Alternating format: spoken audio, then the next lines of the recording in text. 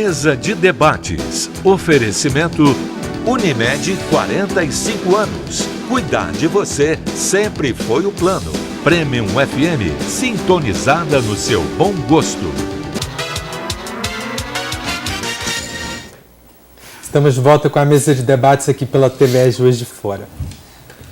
O outono no hemisfério sul chegou ontem para a gente aqui no Brasil, para todos os países abaixo da linha do Equador. Nessa época, algumas doenças respiratórias são bem comuns e a gente vai conversar sobre elas a partir de agora. Doutora, eu queria saber por que nessa época as pessoas já ficam com o nariz assim entupido e muda tudo, tantas pessoas ficam doentes ao mesmo tempo. Por quê? O que explica isso? Gente, bom dia a todos, né? Realmente, no outono, existe um aumento em torno de 40% das IVAs, que a gente chama, que são as infecções de vias aéreas superiores.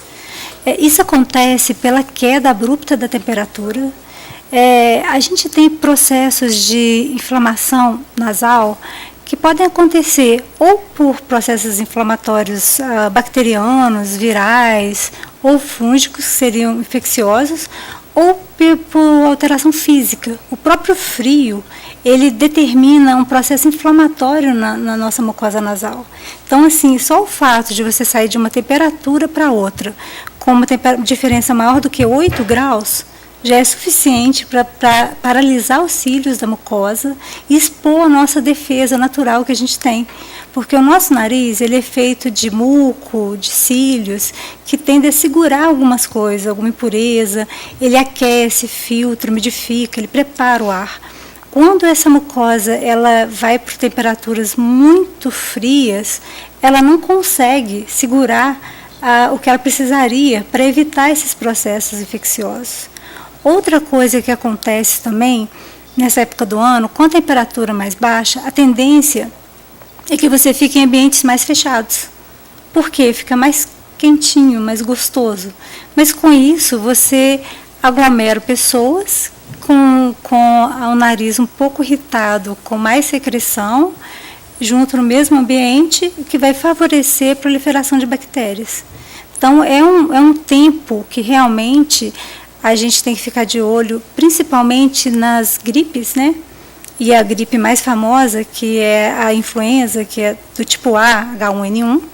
Daí a importância da gente fazer a vacina.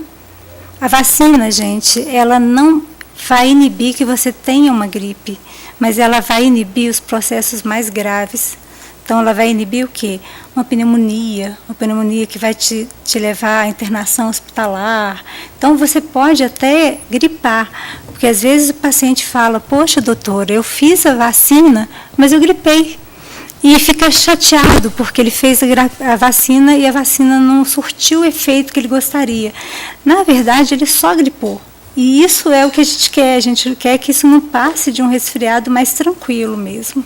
Então, fica aí um alerta para a população de 6 meses a 2 anos, as grávidas, quem tem doenças crônicas, tipo asma, bronquite, também tem que fazer essa vacina, e os grupos de riscos, né, os idosos acima de 60 anos e os profissionais da área de saúde, pelo fato de estar sempre em contato com alguém doente. Doutora, antigamente falava-se também que seria um período de floração das plantas. Com certeza. Um processo do pólen. A pessoa teria uma alergia aí que causava essa irritabilidade, tanto nasal quanto mesmo na garganta. O que a senhora tem para contar para a gente? Olha, essa questão seria especificamente a questão da rinite alérgica, né? Essa rinite alérgica, ela é muito assim, clássica no sul do Brasil. Aqui a gente não vê com tanta frequência isso, mas a rinite alérgica, ela vai liberar histamina nos pacientes que são alérgicos e isso vai fazer com que o paciente fique com prurido, coceira, obstrução nasal, coriza. E esse fato do processo alérgico irritar toda essa mucosa, isso não é uma doença propriamente dita, seria só uma hipersensibilidade, mas abre portas para uma infecção secundária. Então, assim, você pode começar com o processo de alergia, e além da alergia alérgica, assim, que produz imunoglobulina, que é imunomediada, que seria classificada como rinite alérgica, é interessante a gente lembrar que existe uma rinite que não é alérgica, mas é uma rinite em que ela é, digamos que, desenvolvida a partir de um cheiro de perfume, um perfume mais forte, às vezes, ou uma fumaça de cigarro, ou alguma coisa que não necessariamente o paciente vai produzir anticorpos contra isso, mas aquilo irrita a mucosa de uma tal maneira que vai levar aos mesmos sintomas de obstrução nasal, de rinorreia aquosa, que é aquela rinorreia que incomoda, que o paciente abaixa, assim, chega a pingar no chão. Então, assim, chega a dar desconforto até para ele poder trabalhar, né? Daí ele tem que ser medicado para poder tirar esses sintomas. E o paciente, ele mesmo se conhece, ele sabe se ele tem ou não determinadas reações a determinados irritantes. Então, eu acho que, como explicar um paciente entrar num lugar cheio de mofo, aí vai lá, faz faxina e não tem nada, entra outro na porta do mesmo ambiente, só de entrar na porta, já começa a coçar o olho, coçar a garganta, coçar o nariz, sai dali irritado com aquilo, porque aquilo está sufocando ele. Então, existe uma reação que é individual, que o paciente reage de uma forma exagerada ao mesmo estímulo, que é o que a gente chama de hipersensibilidade, que a gente realmente é de cada um.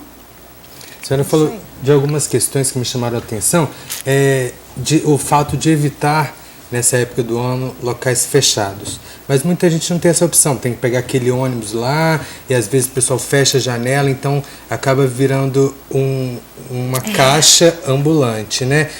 Se você está nessa situação, o que você pode fazer para evitar, para tentar se proteger, né, de pegar alguma dessas doenças? Olha, é muito interessante essa pergunta, porque é o seguinte, ela vale para dois fatos.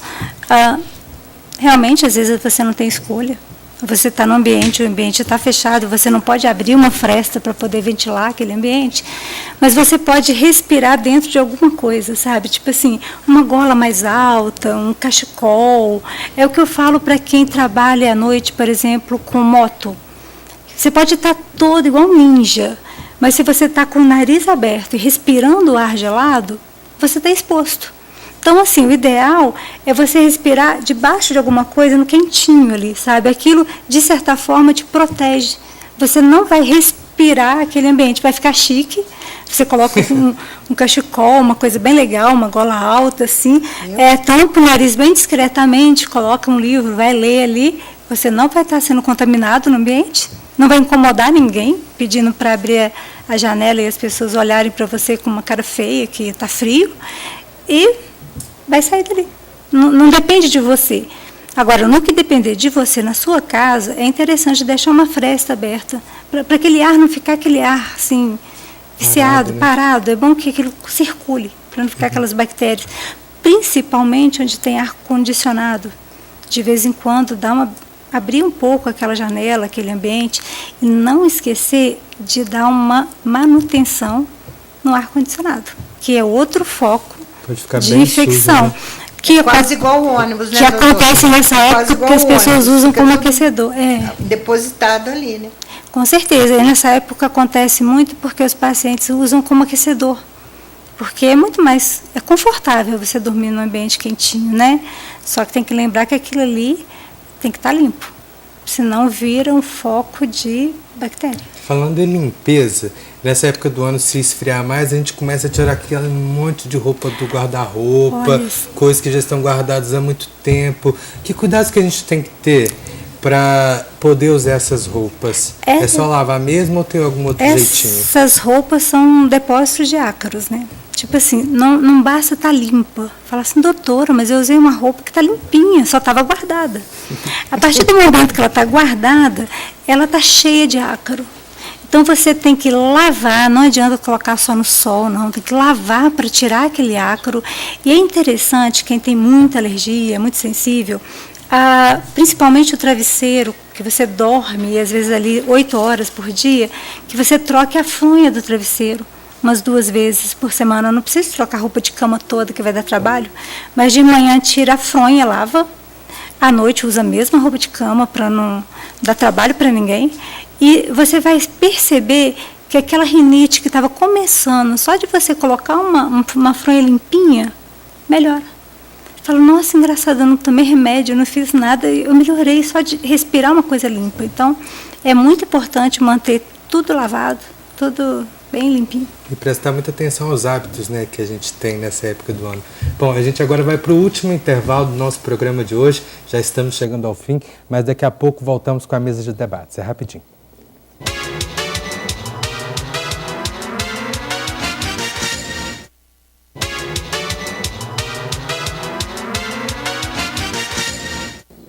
Estamos de volta para o último bloco do nosso programa de hoje. Doutora Letícia, uma outra doença bem comum também agora no outono é a sinusite. Como que ela se diferencia da rinite? Como que ela pode ser tratada? A sinusite seria como se fosse uma segunda fase da rinite. Hoje em dia, a gente já nem chama mais a sinusite de só sinusite. Por quê? Porque é difícil você ter um comprometimento dos seios da face sem passar pelo nariz. Então, geralmente, o termo correto hoje seria rinocinusite. E se a gente conseguir que o processo seja curado na parte que ele está no nariz, na parte da rinite, propriamente dito, você consegue evitar que evolua para o quadro de sinusite. Mas as sinusites aumentam muito, principalmente em crianças. Por quê? A dificuldade em criança está na falta de defesa. A defesa da criança ela vai ser formada aos 10 anos de idade. Então, você vai ver a criança doente, assim, muito doente até 5 anos, de 5 a 10 anos, mais ou menos doente. E depois dos 10 anos, tem que ficar esperto, que a gente esquece a vacina, porque o menino melhora tanto, a gente não leva nem no pediatra. Então, a criança vai sofrer muito nessa época do ano, porque como ela não tem defesa, ela tende a desenvolver de forma mais rápida esses processos infecciosos de vias aéreas superiores. E, assim, são processos favorecidos pelo próprio clima. Que o nosso clima, além de frio, ele costuma ser seco. Então, o que acontece? A secura do ar, ela atrapalha a qualidade do ar, que fica menos úmido e fica mais poluído. Falando na secura do ar, tem muita gente que usa umidificador, vaporizador. Isso ajuda? Ajuda, é uma excelente ideia, é interessante. Porque, na verdade, o ideal para a gente poder respirar, seria um ar ideal, seria um ar que fosse aquecido, quente e úmido. Então, assim, pelo menos, se fosse possível usar um vaporizador, aquele vaporizador, ele joga aquele vapor de água durante a noite inteira, ele ajuda nesse sentido. Mas se não tiver uma bacia de água, já favorece um pouquinho, pelo menos mais próxima, já ajuda. Doutora, com relação à garganta, antigamente qualquer infecção de garganta operava-se, né? Depois de um certo período falou, não é bom operar porque a garganta protege alguns vírus para não ir para outros órgãos, tipo pulmão, alguma coisa. É isso, estou certo? Então, mais ou menos aí. Continua nessa fase aí? Porque os meus cresceram, então agora não está... Agora sim. A cirurgia de garganta agora acho que não existe. A gente teve 2 fases mesmo. Uma que a amígdala era o vilão. Isso. Então, ela era o foco de infecção, você tinha que tirar de todo mundo. A outra, que a amígdala era quase idolatrada. Você não pode mexer na amígdala, que ela é a defesa da pessoa. Se você tirar uma amígdala, a pessoa vai ficar sem defesa. Na verdade, hoje a gente acredita que não seja nenhuma nem outra. Você nem vai tirar de todo mundo. Nem tanto ao céu, nem tanto ao mar. Nem vai tirar de todo mundo, porque não precisa. E também, se precisar tirar, a amígdala está longe de ser a defesa da pessoa. É muito mais interessante que uma criança respire bem, durma de boca fechada, tenha uma boa qualidade do sono, do que ter uma amígdala que esteja obstruindo, a criança fica roncando, fica virando a noite inteira, babando no travesseiro, atrapalha o desenvolvimento do terço médio da face, vai ficar dentuço. Então, assim, é tanto mal que faz também. Então, assim, hoje você tem que ter uma coisa chamada bom senso. Eu acho que em medicina a gente não existe regras claras. Eu falo isso com os meus alunos, que eles ficam bravos, que você não tem uma resposta assim. Se é isso, você faz diagnóstico. Você pode pegar 2 pacientes com as mesmas queixas, dar os mesmos remédios, e um fica ótimo, e o outro volta falando que piorou. Então, assim, a gente mexe com pessoas. Então, é a coisa mais interessante, porque por mais que a gente tenha tecnologia, computadores, etc., a medicina ela ainda é muito artesanal. Porque se você colocar alguns dados no computador, ele vai ficar doido, porque ele não vai entender. Como assim? Estava com a mesma queixa, eu dei as mesmas medicações e um melhorou e outro piorou. Entendeu? Então, assim, é questão de indicação. A gente faz amígdala, sim, hoje a gente faz também. E hoje, mais importante do que isso, é a gente ter qualidade da respiração. Você tem que dormir bem. No ano passado eu passei por esses processos, tirei as amígdalas, desvio de septo, adenoide, e muda realmente qualidade. Tudo. Você consegue dormir de boca fechada, você consegue descansar melhor, ter mais fôlego, mais disposição. Mas uma coisa que me preocupa e que ainda me dá dúvidas, era porque antes, com frequência, as minhas amígdalas ficavam inflamadas, assim, praticamente toda semana. E hoje em dia, eu queria saber se essa inflamação que ficava nas amígdalas, elas podem ir para outro lugar, ou o problema realmente estava nas amígdalas? Não, isso é interessante, porque é muito comum perguntarem, se você tirar a amígdala, você agora vai fazer faringite? Você vai mudar, você não vai ter amigdalite, porque você não tem amígdala, você não tem como ter amigdalite. Você tirou, mandou para exame, ela não está mais ali. Isso é muito interessante, porque se você tem uma amigdalite de repetição, vai no médico, o médico constata que realmente, segundo os critérios, mais de 5 episódios no ano é uma amigdalite de repetição, tem indicação de cirurgia, vai e opera, sem avaliar a parte nasal, você corre o risco de ter faringite de repetição, sim. Por quê? Porque, às vezes, aquela amigdalite está sendo exposta à infecção devido a uma respiração errada. Pelo fato de você respirar de boca aberta. No caso seria um desvio de septo, igual no caso dele, uma hipertrofia de cornetos, uma adenoide hipertrofiada. Então, você tem que ver o paciente realmente como um todo. Ele tem que dormir de boca fechada. Né? Tem que dormir de boca fechada, conseguindo respirar. Uma vez eu expliquei isso para uma mãe, e a mãe foi na internet e descobriu lá um jeito muito interessante, que ela colocou fita crepe na boca da criança, e ela tinha adenoide. E ela, doutora, eu resolvi o problema, não vai dormir mais de boca aberta, eu vou colocar uma fita crepe. Falei, mas ela está abrindo a boca por defesa. Ela está abrindo a boca porque não está entrando ar pelo nariz. Mas a criança, graças a Deus, ela tirou a fita crepe à noite e conseguiu respirar. Mas disse que existia um tutorial ensinando isso na internet, que era só fazer isso. Não precisava pela internet, né? Mata seu filho, né? A pessoa confiando na internet, jogar no Google e achar que tem que ter cuidado com o que a gente vê na internet. Doutor, eu teria até 2 perguntas. Eu acho que a gente não vai ter tempo. Não? Mas é o pode seguinte, fazer hoje porque vai ajudar todo mundo. está havendo uma corrida muito grande. Hoje eu tenho sabido de várias pessoas que fazem a operação para desvio de septo, achando que às vezes vai melhorar a questão do sono, né, do ronco. E todos que eu tenho ouvido estão dizendo, não melhorou nada. Voltou tudo. Então, mas está havendo uma corrida muito grande hoje, achando que isso é a solução. Né? O desvio de septo ele vai melhorar a respiração. Na verdade, eu acho que com relação ao ronco, ele pode até piorar. Por quê? Porque ele vai aumentar o fluxo de ar, vai entrar mais ar, vai vibrar os tecidos moles e pode aumentar o ronco. A cirurgia para o ronco é uma outra cirurgia. Seria faringoplastia lateral, que é uma cirurgia que você faz para quê? Para aumentar o espaço posterior ali, para que o ar entre sem fazer nenhuma vibração dos tecidos moles e que você não ronque. Então, assim, pode até acontecer de fazer uma cirurgia de desvio e melhorar, mas ela não é a cirurgia específica para o ronco, não. Às vezes não foi muito bem conversado. Continua roncando. Bom, o nosso programa chegou ao fim. Ótimo. Gostaríamos de agradecer a participação de todos vocês. Muito obrigado por todo o conhecimento que vocês trouxeram à nossa conversa. Muito Debatedoras. Semana que vem, na quarta, estaremos essa juntos dupla novamente. Aqui, eu vou te contar. Então, de Mangueira, nós duas, tá ótimo. Tá combinação, né? Sintonia. Sintonia, exato. Sintonizadas.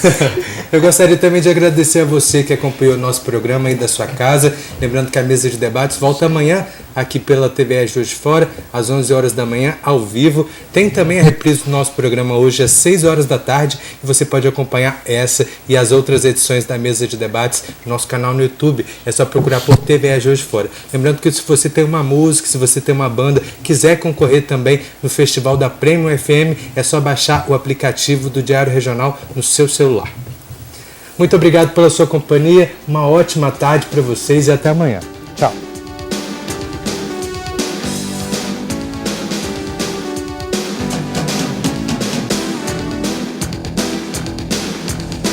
Mesa de Debates. Oferecimento Unimed 45 anos. Cuidar de você sempre foi o plano.